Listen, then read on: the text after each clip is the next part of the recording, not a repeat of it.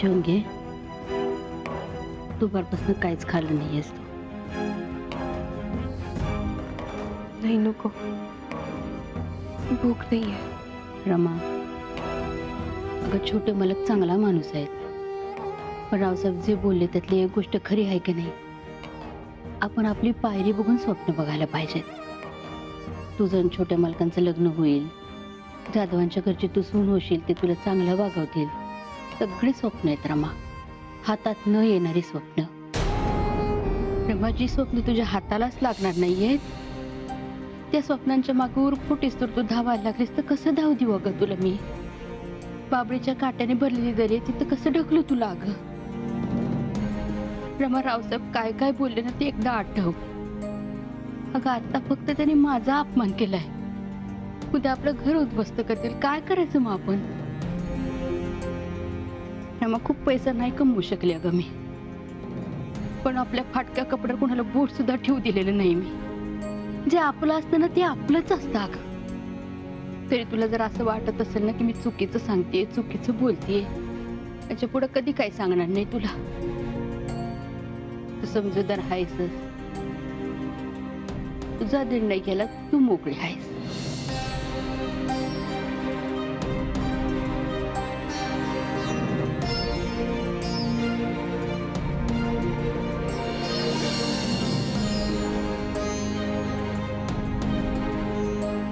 आई,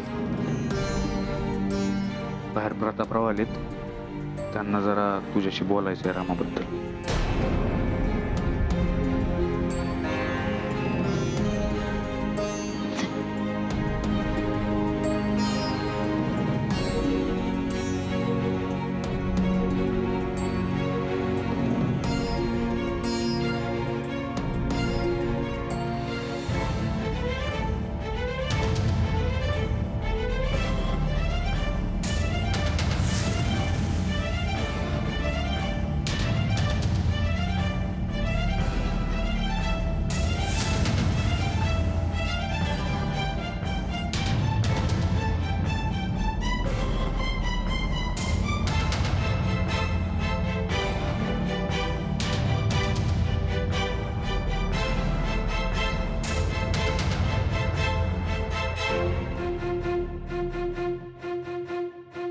तुम्ही इथनं जा छोटे मालक. आमचा झाला ना तेवढा अपमान खूप झालाय. आमच्या स्वाभिमानाची, इज्जतीची अगोदरच लक्तर झाली आहेत, त्याच्या अजून चिंध्या करू नका तुम्ही. या सगळ्या गोष्टीचा लय त्रास झालाय आम्हाला. माहितीये मला. माहिती असलं ना तरी गरीबाला काय त्रास होतो ना हे समजू नाही शकणार तुम्ही, आणि समजून घ्यायचा प्रयत्न सुद्धा करू नका तुम्ही छोटे मालक.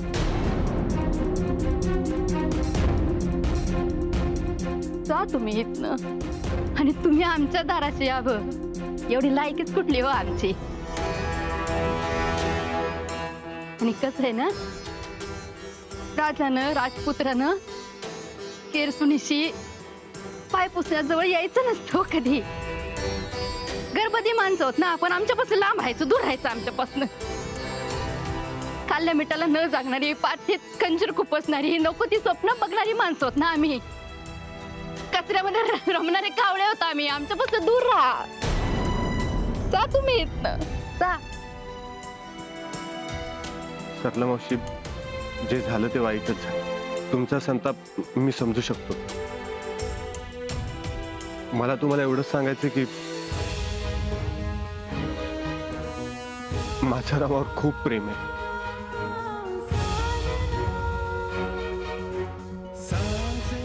आणि एवढंच मला माहिती आहे. गरीब श्रीमंत, झोपडी राजमहल, मान मराठा, या गोष्टी माझ्यासाठी महत्वाच्या नाही आहेत. याच्यावर माझा विश्वासच नाही. माझ्यासाठी हा भेद कधीच नव्हता आणि कधीच नसेल. मला रमायांना जाधवांची सून बनवून घरी न्यायचे.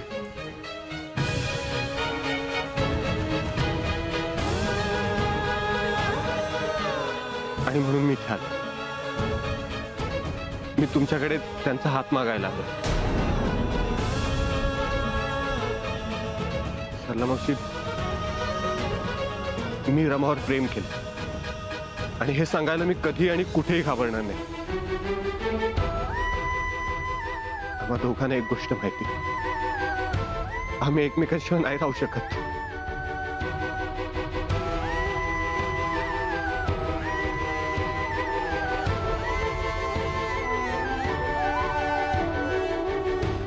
पण रावसाहेब तुम्हाला एकत्र जगू देणार नाहीत याची खात्री आहे मला छोटे मालक.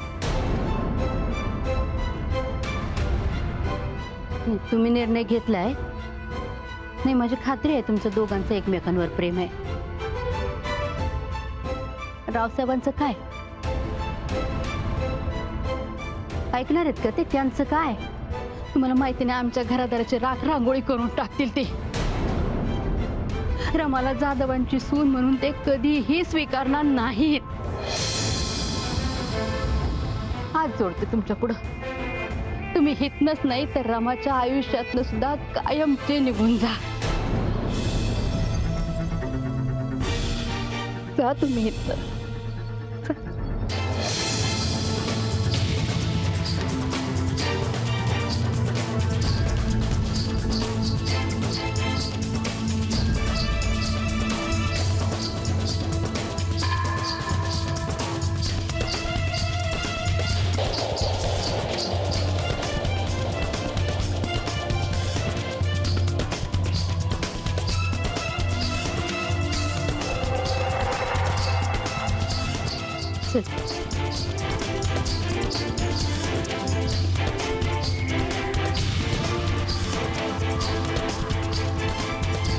चल.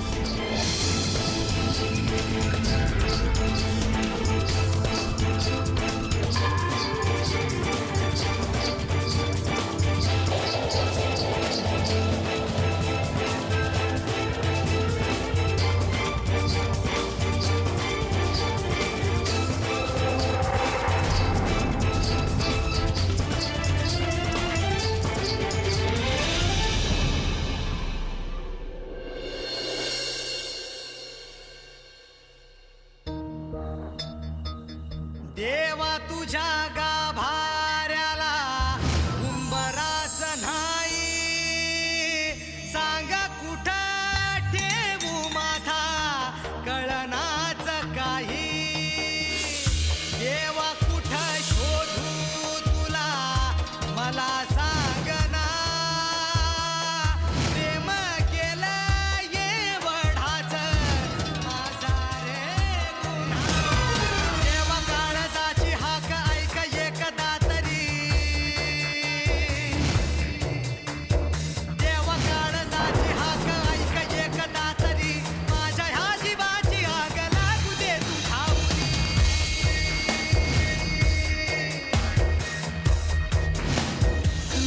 कधी कुठे स्वप्न विरले प्रेम हरले,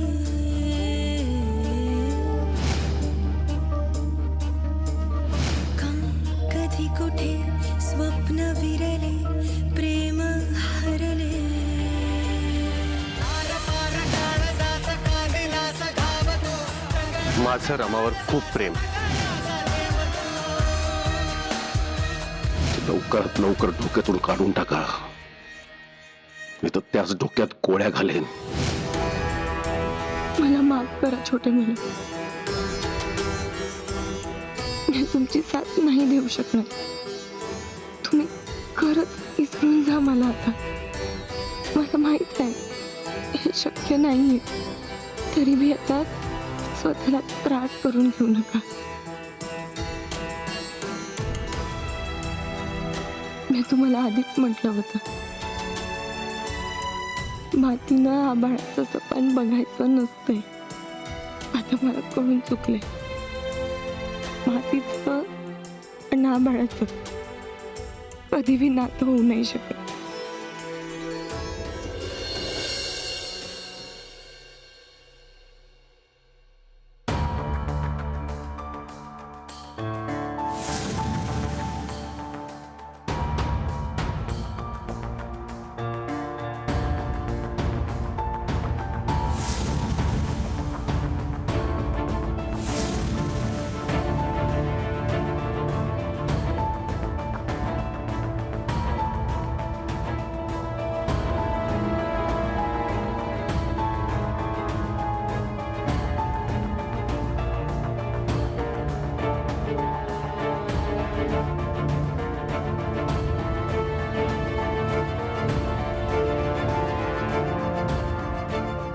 छोटे मालक रात्रभर तुम्ही हेतेच होता का? झोपला पण नाही ना तुम्ही?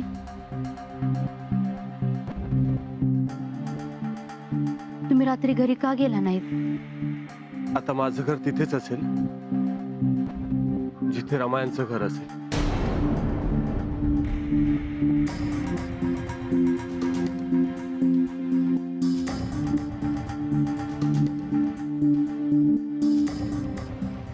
छोटे मालक तुम्ही आत्ताच्या आत्ता घरी जा.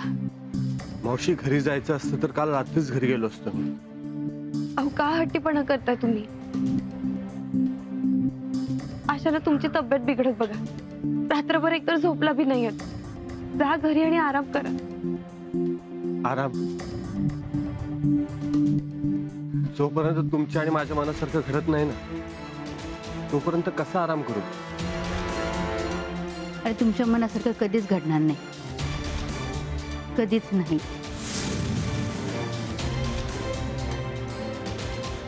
का? मावशी, जगातल्या अशक्य गोष्टी सुद्धा शक्य होतात. आणि आमची दोघांची इच्छा असेल तर का नाही होणार? मोठ्या मालकांमुळं. आणि त्यांना माहितीये का तुम्ही इथं आलात ते? नाही, आणि समजलं तरी मला परवा नाही. तुम्हाला परवा नसले ना तरी आम्हाला परवा करायला लागते छोटे मालक. माझं ऐका, असं करू नका. हे सगळ्या गोष्टीमध्ये माझ्या रमाला जाळू नका. मावशी, मी रमायांच्या नाही जगू शकत. रमाई माझी जबाबदारी आहे. मला त्यांच्याशी लग्न करायचंय.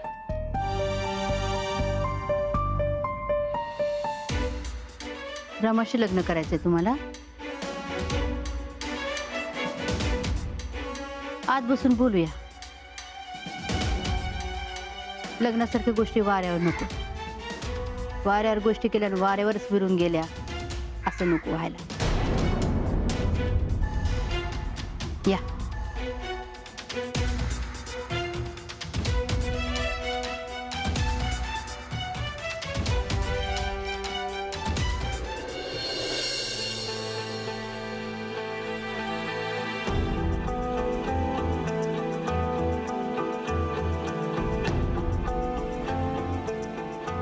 काय झालं? कोणाची वाट बघताय का? कोणी येणार आहे का? अहो, काय विचारतोय मी काहीतरी विचारतोय ना तुम्हाला. त्या प्रश्नाचं उत्तर हवंय मला. प्रताप काल रात्रीपासून बाहेर गेले, अजून परत नाही आला. त्याचा फोन सुद्धा स्विच ऑफ.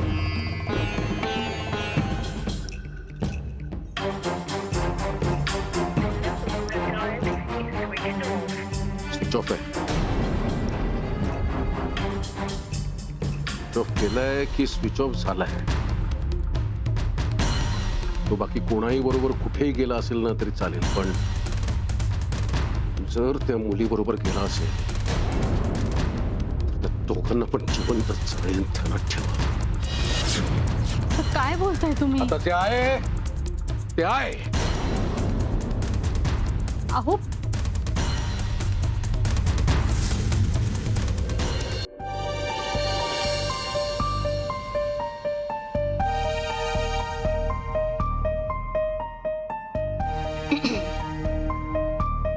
तुम्हाला लग्न करायचं म्हणताय? सोयरीक जोडायची आमच्याशी. आणि कसं आहे ना, सोयरीक करायची म्हणलं की मुला मुलीची पसंती आलीच त्याच्याबरोबर आर्थिक बाजू सुद्धा बघायला लागते.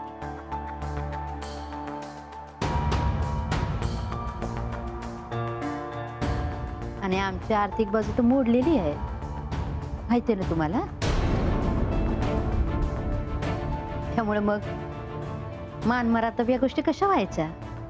नाही, कसं आहे, मान मरातब तर व्हायला पाहिजे का नाही? आम्ही नोकरी करणारी नोकरदार नोकर माणसं, हो, कष्ट करूनच माना मोडतात आमच्या. मान मरातब कसं काय होणार आहो आमच्याकडनं? सरला मावशी, ह्या सगळ्या गोष्टींचा विचार करण्यापेक्षा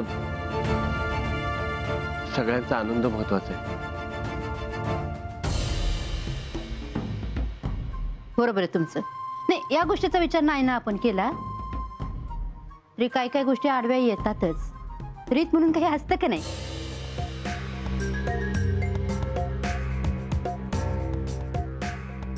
आपण ती रीत बदलूया.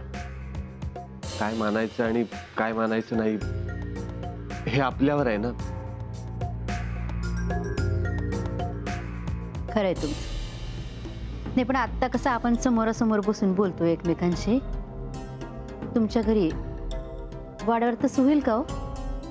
म्हणजे रावसाहेब आणि बाईसाहेब असं आमच्या समोर बसलेत, आम्ही त्यांच्या समोर बसून बोलणी करतोय, तिथं हा मान असेल का? कारण तुमच्या दृष्टीने तर आमची जागा तुमच्या पायतानाशी आहे, नाही का?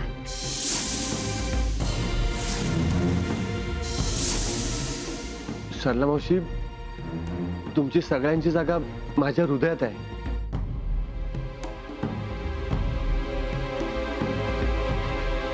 बरोबर आहे तुमचं. पटलं मला. नाही, पण लग्नाची बोलणी करायला ना आई वडील लागतात. म्हणजे आमच्यात तरी आई वडील लागतात. लग्नाची बोलणी करायला आलाय तुम्ही, आई वडील कुठे आहेत तुमचे?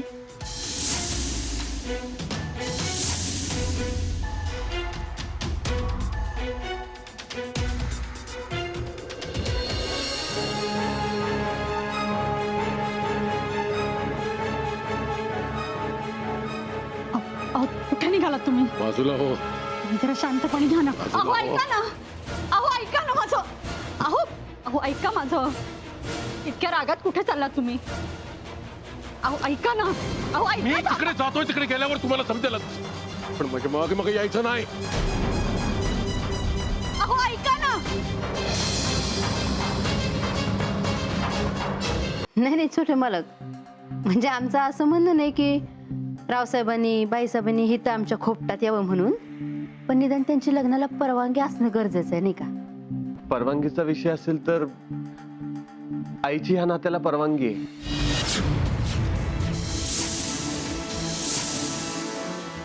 मी आईशी या संदर्भात बोललोय सगळं.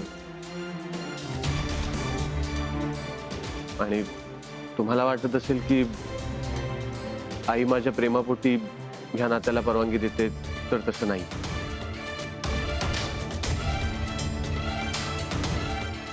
आईला रमायांचा स्वभाव खूप आवडलाय आणि म्हणून आईने परवानगी दिली.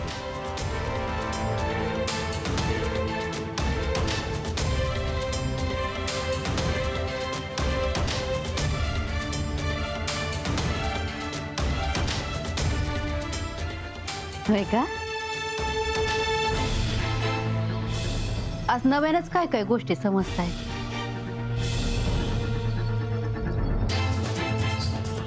नाही, जरा उशिरानं समजतायत, पण समजतायत हे महत्वाचं, नाही का? आणि समजले हे महत्वाचं आहे.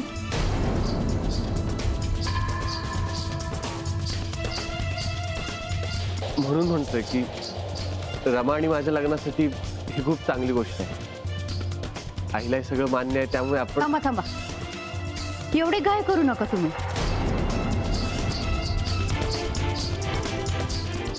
नाही, तुमच्या आईना म्हणजे बाईसाहेबांना सगळ्या गोष्टी मान्य आहेत हे चांगलंच आहे, पण आई वडील दोघांना या गोष्टी मान्य असाव्या लागतात ना. बाईसाहेबांना मान्य आहेत, रावसाहेबांचं काय म्हणणं आहे याच्यावर?